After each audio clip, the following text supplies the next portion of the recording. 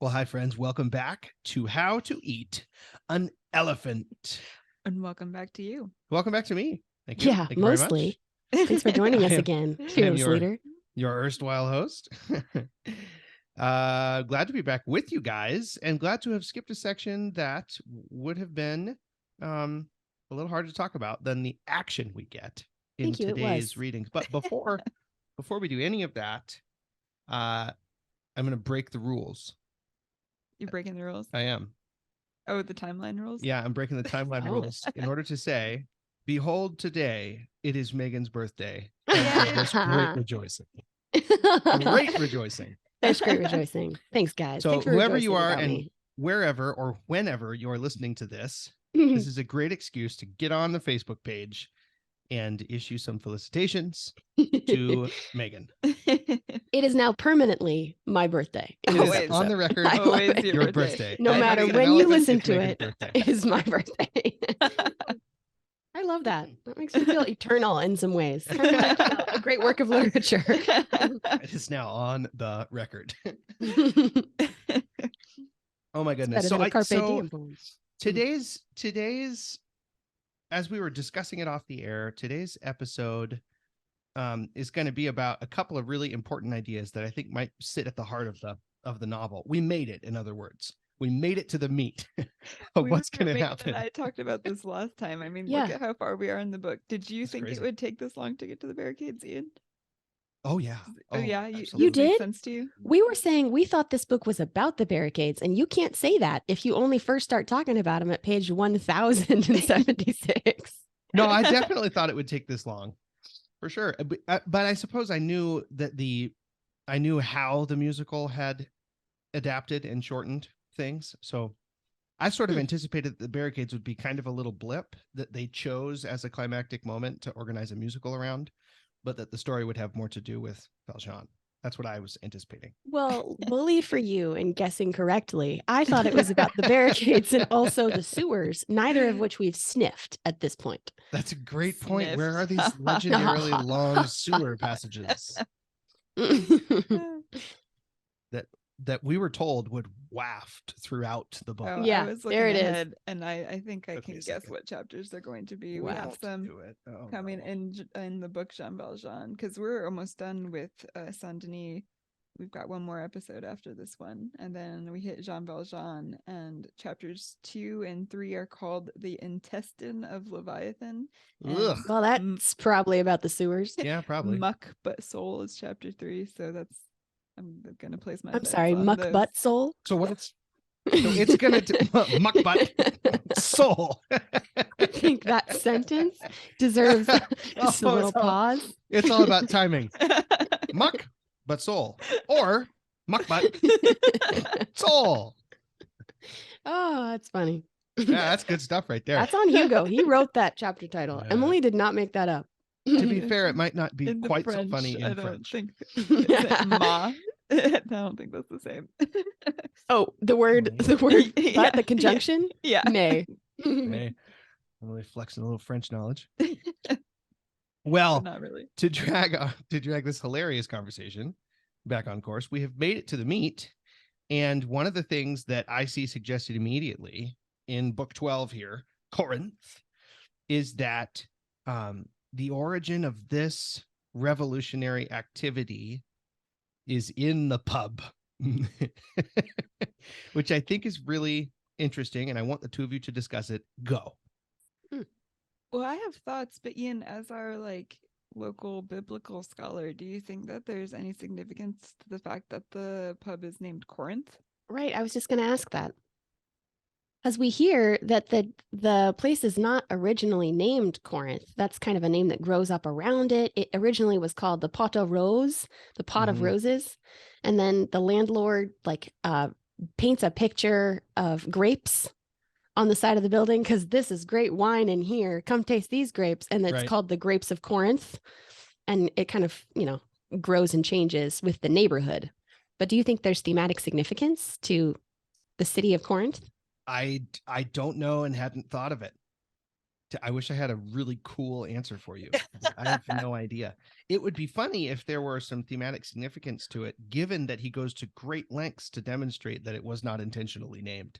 You know, I am not the biblical scholar in our midst, so I'm just going to forge ahead boldly into waters I know nothing of. But isn't Corinthians the book of the Bible that talks about love? It's got the love chapter in it. It And isn't does. the theme of this revolution, according to Enjolras, our angel of revolution, the theme is love in the future, so war today. Ooh, that's fun. That is fun. I like that. I like that a lot. But I think it's also interesting to notice that our section for the day doesn't start with Enjolras. No, It you're starts so with right. Grantaire.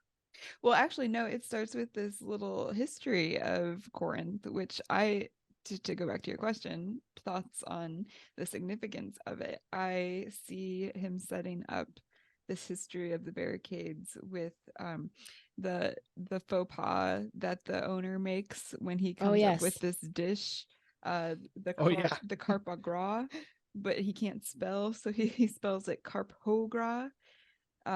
Which is his carp stuffed with whatever gras is. I don't know. With some gras, a good amount of that.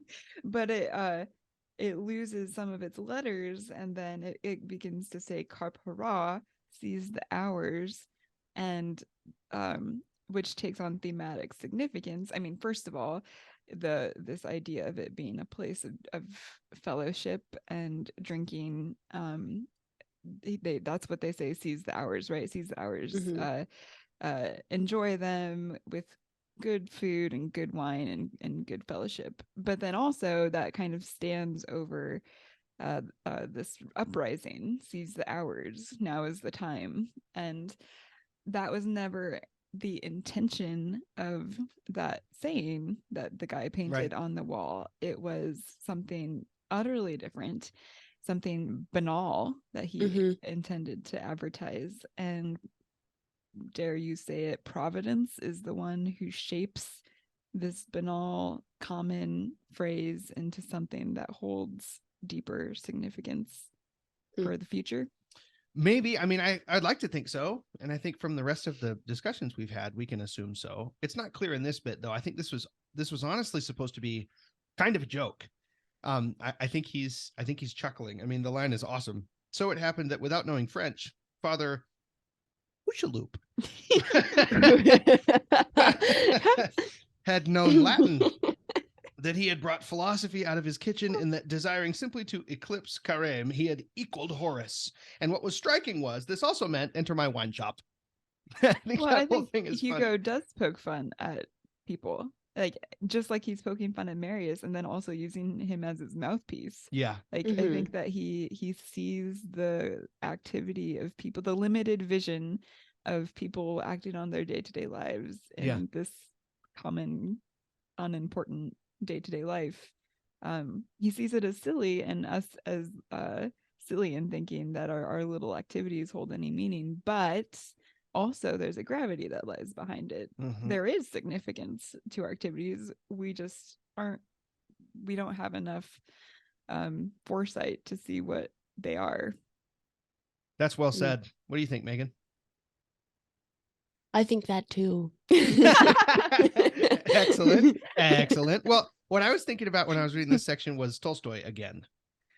It's because we had him on the brain for 2 years, but also because he writes about these ideas. Yep. Right? These guys are writing about the same stuff. And so it's kind of odd. Their vision of history and the way that the matters of each individual's heart are somehow signifiers of what's going to happen in the broad mass of people, but not because that individual can really make a difference, and so on and so on.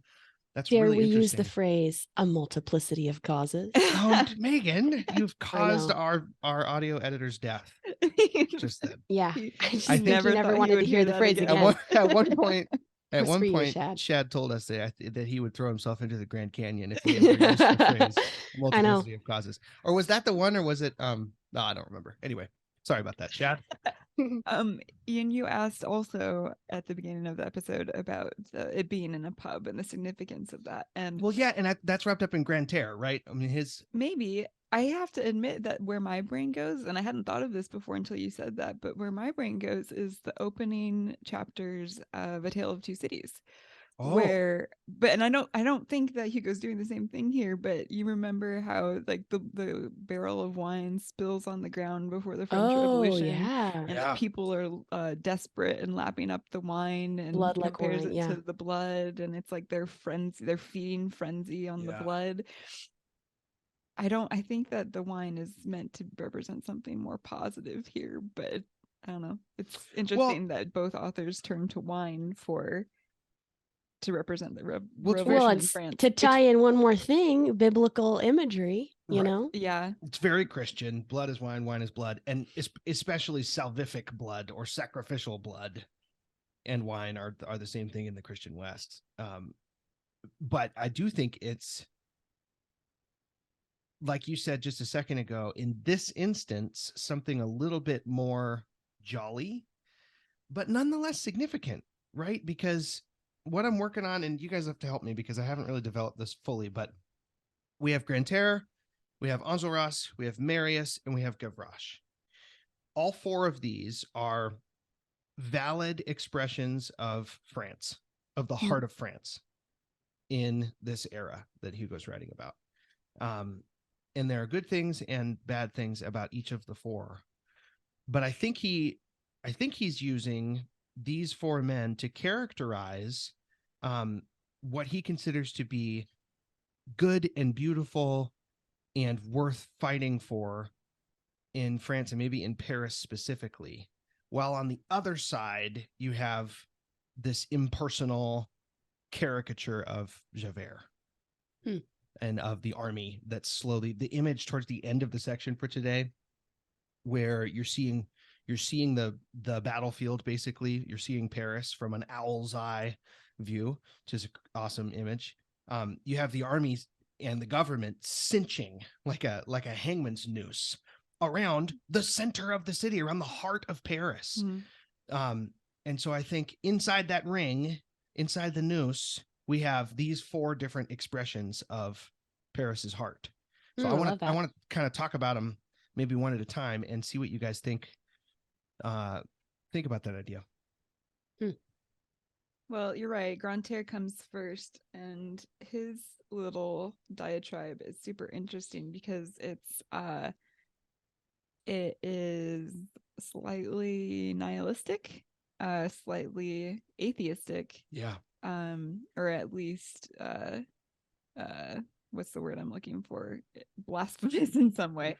That's not the word, but he points out all of the evils of revolution, though, and like those two things together, he speaks a lot of wisdom, but from a worldview that I happen to think our author doesn't endorse. And then he ends his long meditation on how God must be poor to hand us revolutions, to fix his mistakes, etc., right, by commenting on Marius. And he says exactly what we've been saying, that their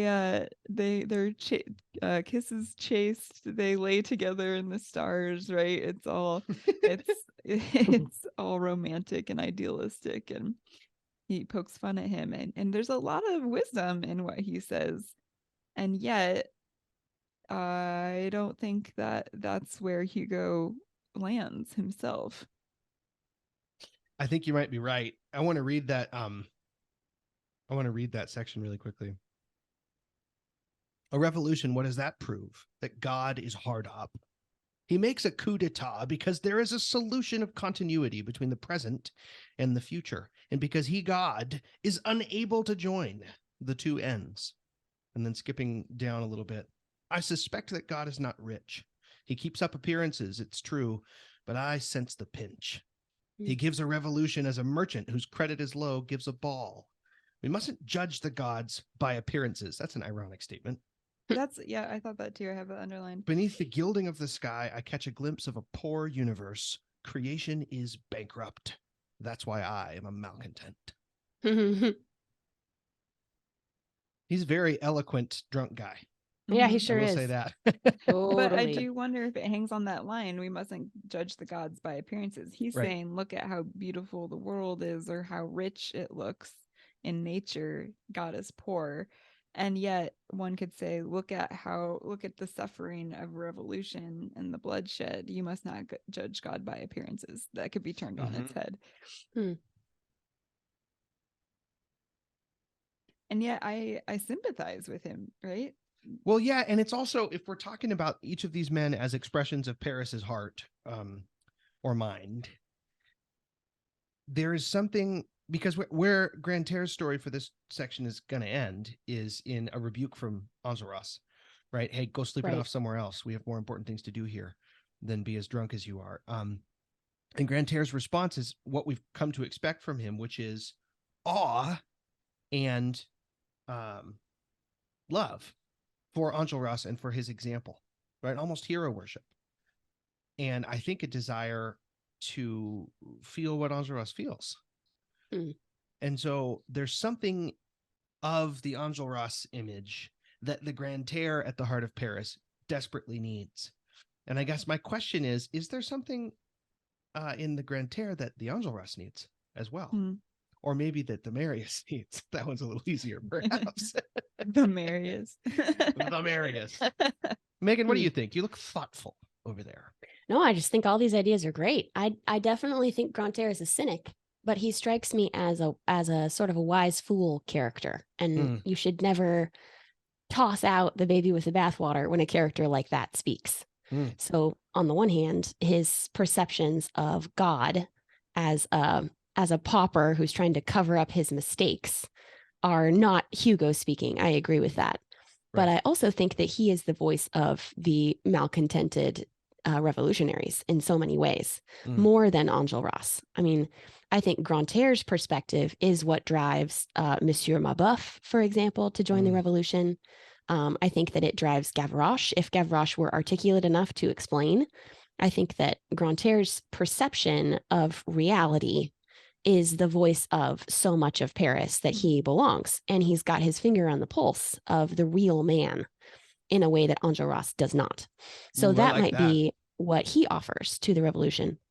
But that being said, he's also a Sidney Carton, to bring in Tale of Two Cities. He's a Sidney Carton of a guy who doesn't have the ability to inspire those around him. He's a laughingstock. Even in a group of 3 drunkards, he's the drunkard they're laughing at, you know? He's the drunkest. Right. So, of course, he's inspired by this image of perfection in Enjolras, and Enjolras is the leader for sure. I just think that at the heart of things, he speaks the truth from his limited perspective. He's the voice of Paris, and his loyalty is something that Enjolras should prize. Well said, Megan. I like that a lot. I like that too. He seems to speak for the suffering of the little people, the very real suffering that's taking place here. For if Hugo really does think that this is an let's see, what was he drew the distinction between an insurrection and an uprising, and this is a moral good, right? This is an insurrection. But he keeps giving us the perspective of these people who are really not being treated well by it. Like, think about Madame Hucheloup. That can't be right. Oh, I'm not ever going to correct it, though. It's so funny. We've done a lot more funny pronunciations than we have real ones in this show. Hucheloup. She watches her shop that was her beloved husband's, that she has been running in his absence, not well, but out of love for him, because she grieves his absence, and it's being torn down brick by brick around her ears. And Hugo says something to the effect of she didn't understand what was being done for her. Here it is, 1094. Mother Hucheloup, in this reparation they were making her, did not seem to understand her advantage very clearly. Oh, keep reading. That part's really good. She was satisfied after the manner of that Arab woman who, having been struck by her husband, went to complain to her father, crying for vengeance and saying, "Father, you owe my husband a blow for a blow." The father asked, "Which cheek did he strike?" "The left."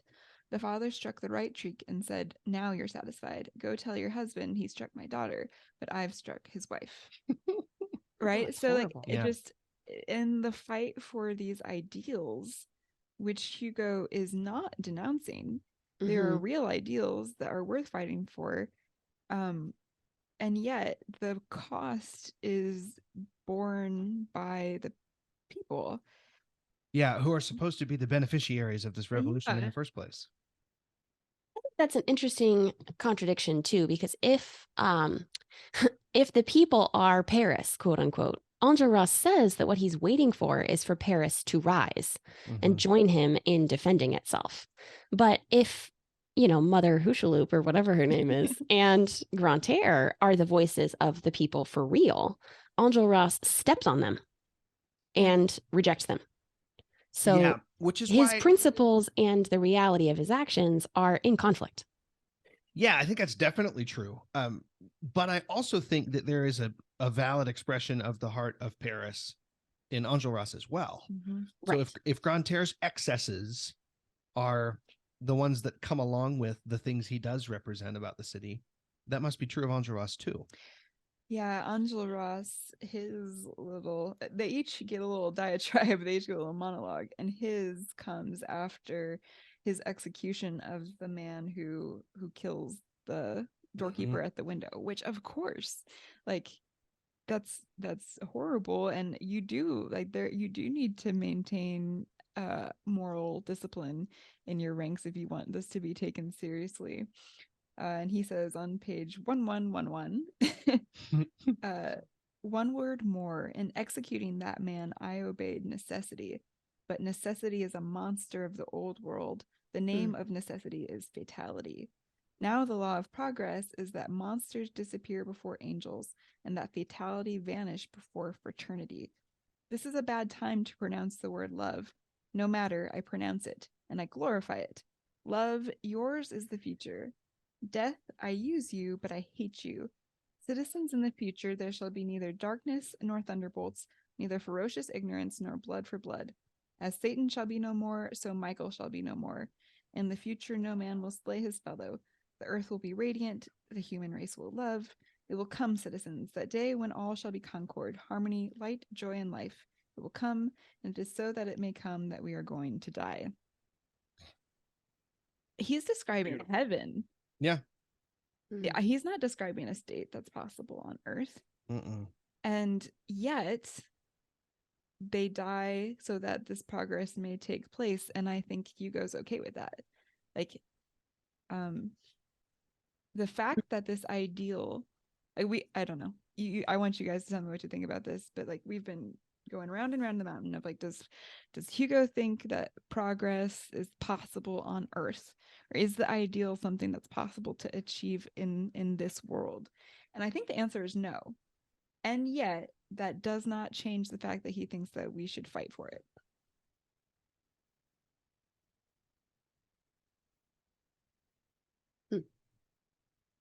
What do you think? I'm torn. I think I agree with you, because I don't get the sense that he is describing Enjolras in a way that should cause us to fear him or to criticize him. He's described only as noble and a little tragic because of how good he is in his heart and how horrible what's going to happen to him is by contrast, right? So you're right. There is something blessed in the way that Hugo writes this character. But we get a reflection of his idealism in Marius's speech. And there is a lot to criticize there. Megan, what do you think? Well, you go ahead first. I'm not done with Enjolras, so I hope we're not moving on to Marius, never to return.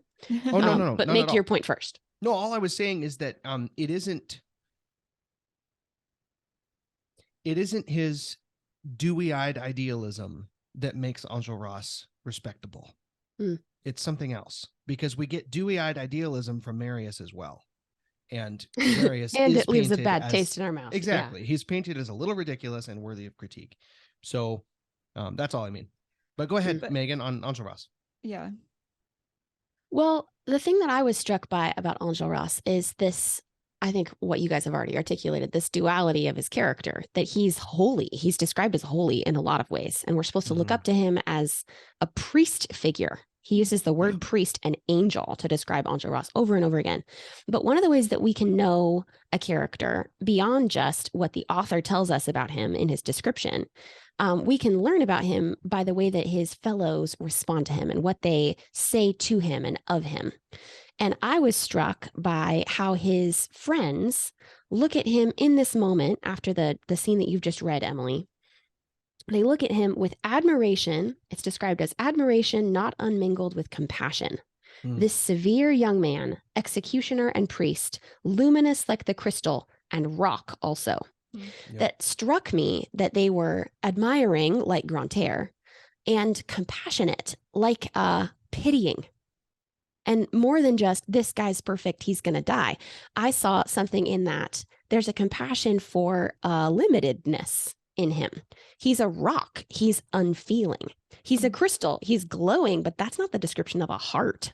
You know, a rock and a crystal is unfeeling and inhuman and, I don't know, not even animalistic, you know, like it's justice. Absolutely like a symbol of justice, which put me in mind of another character. Javert is described much this way. I mean, he's described as a dog, so actually he's animalistic in the extreme, but he also is a symbol of justice and perfection and unyielding law in the story. And I was struck by a similarity between the two of them. Maybe they're foils for one another in this aspect. What do you guys think about that? Well, yeah, I think that's true. And that makes me want to ask, what's the difference between them? Because Hugo does treat them differently. I think he treats Enjolras with a deference that he doesn't give to Javert. Or when he does, it's not the same tone, you know? The difference that I can see between the two of them is that Enjolras gets his ideas about what is to be done, gets his commitments from the actual flesh and blood people around him. He cares for his friends and he cares for the city, and it's human. I wonder Javert though. cares for justice only as an ideal. Yep. Right. I actually don't see that Enjolras connects with people more than Javert does. He also is a symbol and not looking behind him and cultivating relationships. He's just standing for something, just like Javert is. But what he's standing for, the principle that he stands on, is a relational one. He says, I stand for love. And Javert says, I stand for law. And the law has no ability but to kill. And love, at least in principle, is about lifting up your neighbor. Javert wants to catch his neighbor out, no matter who he is. Yeah. Do you think it's maybe more than love? It's progress, which is a relational principle, right? To progress is to free the people step by step, so that, because he describes utopia in that speech, right? Right. So maybe in the same way that Javert is a caricature of the law, Enjolras stands in for progress. I like that. That would explain the compassionate tone, because Enjolras stands for Hugo's pet project. Yeah. Right. Yeah. Right. And yet he's self-aware enough to realize, like you were saying, Megan, that that's not ultimately a human stance that's sustainable. But it's inspiring. I think the purpose of it is to inspire his neighbor, and that he succeeds in that. I'm so blind. Ian's got sun in his eyes. There's nowhere to escape from this sun. That feels symbolic in some way. The light reaches everything. I know that we want to talk about Marius at some point, but while my last thought on Enjolras is a different foil. We talked about Enjolras being a foil or a comparison to Javert, but I also think that he has another foil in Gavroche. Oh yeah. In the section that we see, Gavroche is described as like the fly on the revolutionary coach. He's inspiring. He's a little whirlwind, swirling dervish. Yeah. He's prodding everyone and yet annoying at the same time. Super annoying, but driving everyone forwards in progress. And he's inspired by the band and has joined wholeheartedly. But Enjolras alone is trying to swat him away, to use the fly analogy. And Gavroche says, I want a gun. I had a gun last time there was a revolution, and I would like one now, because I'm going to be so helpful with it. And Enjolras shrugs his shoulders and says, when there are enough guns for the men, we'll give them to the children. Gavroche turned fiercely and answered him, if you're killed before me, I'll take yours. Gamin, said Enjolras. Smooth face, said Gavroche. And then a stray dandy, so a third young person in the scene, wanders in, gets scared, and runs away. And I think the presence of the dandy made me realize that the two of these characters, Enjolras and Gavroche, are supposed to be foils for one another in that moment. They're both examples of youth that is on fire with an idea. And though Enjolras says, I'm an adult and you're a kid, what we're supposed to see as the readers are, a progression of youth. And both Enjolras and Gavroche are going to be casualties, young casualties of their idealism. Yeah. And yet I don't know. I understand the significance and importance of Enjolras, and yet when they give Gavroche the job of scouting, and he says little people are good for something too. Mm-hmm. Right? Little people know. Oh yeah, I sang it the whole time. There's I think the little people are at the heart of this novel. Yeah. Yeah, Gavroche says, trust the little folks, distrust the big. Yeah. And then immediately catches Javert in his spying. Because he knows. Yep. He's the common sense in a way of the party.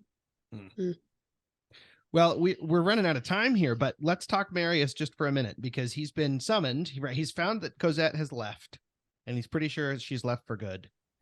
And then he's summoned. To die.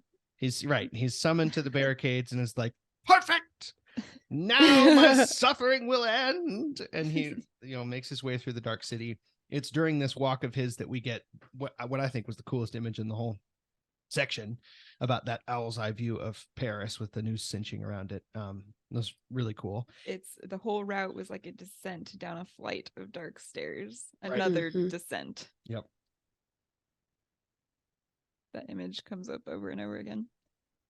So what do we notice about Marius here? Man, I was so bugged. I just think he's so buggy. He's getting worse. Every time he encounters a problem, his response is not, I can fix this, or I wonder what's going to come of this, or anything that I would find relatable. Instead, he says, woe is me, and I wish I were dead, and puts his head in his hands and cries. And thinks of his dad and says, I'm not worthy. I mean, every single time he encounters a hiccup, this is his response. Oh, my goodness. I'm having a rough time. I don't know that I'm great to talk about Marius. Megan, I completely agree with you that he is ridiculous. And yet, again, just like with his love letter to Cosette, Hugo opens the floodgates. He sits there on the rock right in front of the barricade and thinks. And then he starts soliloquizing about the nature of this war, and it sounds like Hugo to me. Yeah, the part where he says, this is no longer a question of sacred territory, but of a holy idea. It reminded me that this is what Hugo said to us in his own voice. He said, here's the difference between an insurrection and an uprising or a riot. Or he used so many words. But here's a difference between two words that are not different. One of them is about a moral idea, and that's the good one. An insurrection is driven by a holy idea. It's got morality at its heart. And here's Marius talking about the holy idea. He says, the country laments, but humanity applauds. Is it true that the country is mourning? France is bleeding, but liberty smiles. And seeing the smile of liberty, France forgets her wound. I do think that might be Hugo talking. Okay. What does it mean? What do we do? What is it good for? What do we do, though, with the fact that this is a doomed effort and we know it? Right? And he's already, it's not just that we know it because we know the story. He's already mentioned it in describing the barricade, that all these little boys are going to die.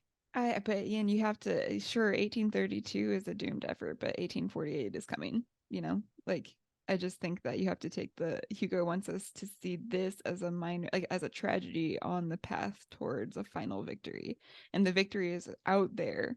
And that's kind of the thematic point, but it's not in the future, ultimately purposeless. Right. No, I think you're right.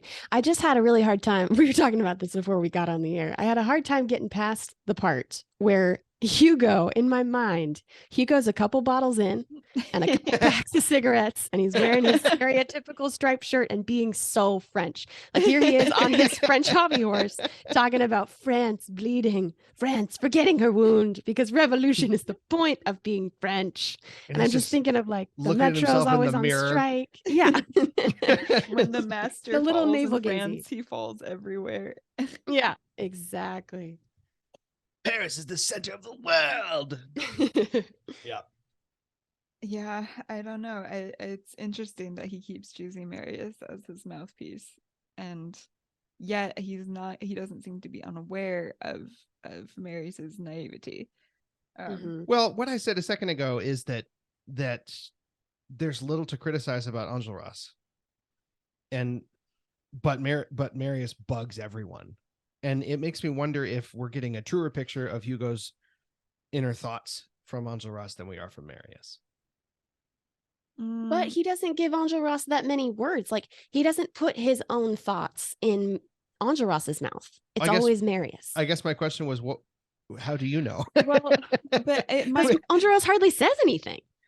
I think you're on the right track, Ian, but I think maybe another conclusion is actually that Enjolras is the glowing ideal, but Marius is the human reality.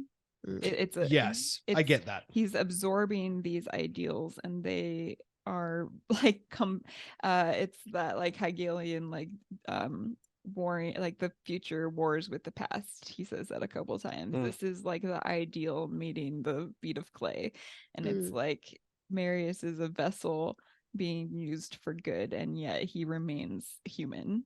I wonder if that might not be the takeaway. So I wonder, this line stood out to me, and I wonder if this is kind of a summary of what you're saying. Hugo, speaking through Marius, says, men must be aroused, pushed, shocked by the very benefits of their deliverance, their eyes wounded with the truth, light thrown at them in terrible handfuls.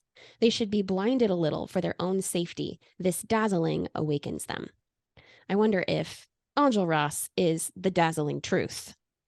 The revolution that they're about to experience is light thrown at them in terrible handfuls.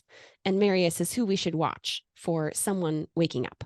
Yeah. And that image of light is really important in this novel. That's the light of education, right? The light of the intellect waking up.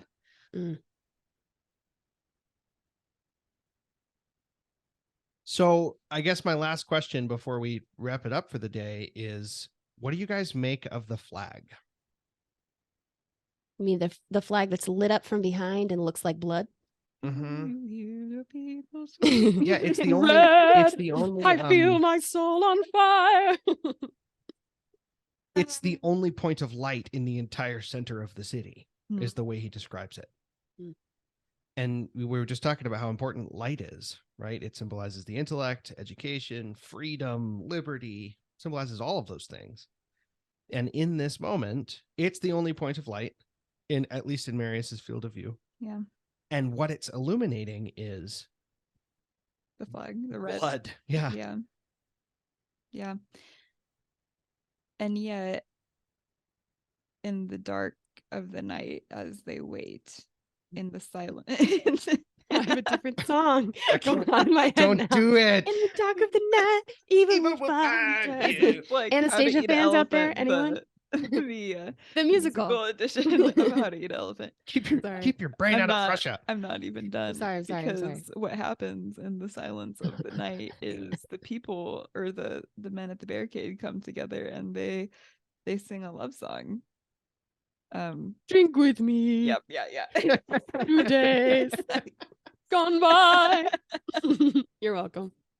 I knew you were waiting for me. Oh my goodness. So those two things are always in tension, right? It's blood, it's violence. Just like Enjolras said, like, death, I use you, but I hate you. Right. Because the ultimate goal is the love. Yeah. I know. I mean, as much as we laugh at him, by the end of every section, I think, Hugo, it worked. It worked again. This holds together. It's got a Yeah. depth to it. You're self-aware about the ridiculous, preposterous moments of romanticism. You've included them, but you're also self-aware about them, and I'm still in. Oh yeah. And there's something true about it, right? Like, to drive people to do this, there must be idealism. Like, there must, and he is aware enough to see that it is flawed and it is dangerous And it's mostly and it's suffering young. and it's young, and yet it I mean, I don't know.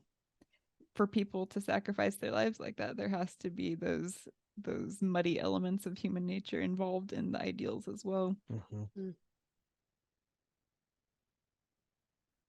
Wow. Well, I, for one, I was going to say I can't wait to see what happens, but I know what happens. I'm just excited to read it. So let's go off and read some more. Thank you both for your insights today. And thank you, listeners, for joining us on this episode of How to Eat an Elephant. We will see you next time around. And in the meantime, Happy birthday, me. Bon appetit. Happy birthday, Megan. And also, bon appetit. bye-bye. Bye.